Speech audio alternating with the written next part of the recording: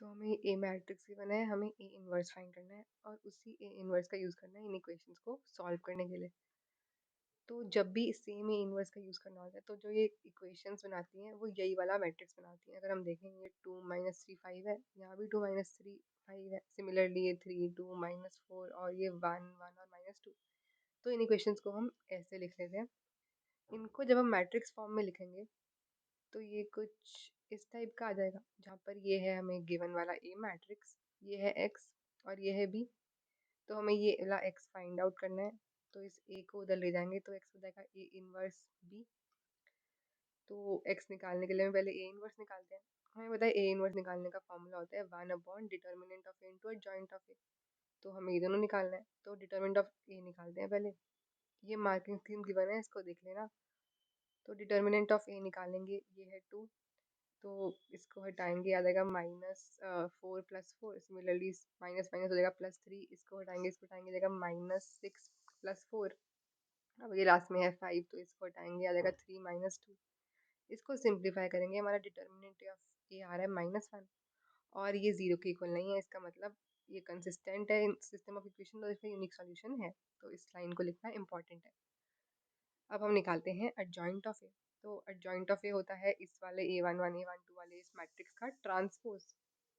अब हम पहले इसकी वैल्यूज निकालते हैं, a11 a12 a13 सबकी, ठीक है। तो ये है हमारा ए मैट्रिक्स। a11 निकालेंगे तो उसके लिए फर्स्ट रो और फर्स्ट कॉलम को कैंसिल करेंगे, आ जाएगा 2 × 2 -4 और ये हो जाएगा +4। तो a11 हो रहा है 0। a12 निकालेंगे, इसके लिए ये सेकेंड कॉलम और फर्स्ट रो कैंसिल करेंगे, आ जाएगा -6 + 4, ये आ रहा है -2। तो a12 हो जाएगा 2, क्योंकि ये जो होती है वैल्यूज होती है -1 इंटू इसकी पावर 1 + 1 इंटू a11। अब हम यहाँ पर देखें, इनकी पावर्स का सम है इवन 1 + 1 2। तो इसका साइन चेंज नहीं होगा, वैसे भी 0 का साइन चेंज हो कुछ फर्क नहीं पड़ता, बट इवन वाली जो पावर्स होती हैं उनका साइन चेंज नहीं होता। इस 2 + 1 का सम 3 ऑड है, तो इसका साइन चेंज होगा, तो ये -2 हो जाएगा +2। तो ये हमें ध्यान रखना है, ठीक है। अब नेक्स्ट निकालेंगे, ये फर्स्ट रो थर्ड कॉलम को कैंसिल करेंगे, आ जाएगा 3 -2 1। अब अगेन इनका सम है इवन, तो साइन चेंज नहीं होगा। नेक्स्ट निकालते हैं, तो उसके लिए ये second row first column cancel करेंगे, आ जाएगा 6 -5, ये आ रहा है 1। Sum odd sign change. Next निकालते हैं, इनको कैंसिल करेंगे, आ जाएगा -4 -5 -9 हो जाएगा। सम इवन, साइन चेंज नहीं होगा। ये वाली निकालेंगे, इसमें second row third column cancel, आ जाएगा 2 -3 हो जाएगा +3, ये आ रहा है 5। इनका सम ऑड है, ये हो जाएगा साइन चेंज। अब हम बात करते हैं, ये है फर्स्ट कॉलम लास्ट रो, तो ये आ रहा है 4 3 12 -7, या सॉरी ये क्या आ रहा है 3 4 12 -10, तो ये आ रहा है 2। सम इवन, साइन चेंज नहीं होगा। अब हम इस रो को कैंसिल करेंगे, आ जाएगा 4 2 -8 -15, तो ये आ रहा है 23। सम ऑड है, इसलिए साइन चेंज हो जाएगा इसका। इन दोनों को करेंगे, तो ये लास्ट रो लास्ट कॉलम, ये आ रहा है 2 2 4 +9, ये आ रहा है 13। इनका सम इवन है, तो साइन चेंज नहीं होगा।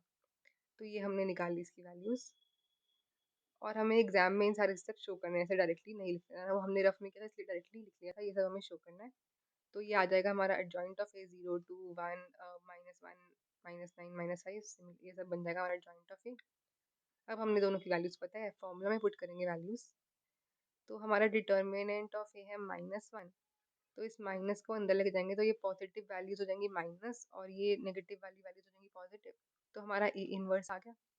अब हमें एक्स निकालने के लिए ए इनवर्स को बी से मल्टीप्लाई करना है, तो ये है हमारा ए इनवर्स और ये है हमारा बी, इसको मल्टीप्लाई करेंगे तो ये आ जाएगा 0 × 11 1 × -5 प्लस -2 × -3। सिमिलरली इस रो के लिए तो -2 × 11 प्लस 9 × -5 -2 × -23 × -3, और ये -1 × 11 प्लस 5 × -5 प्लस -13 × -3।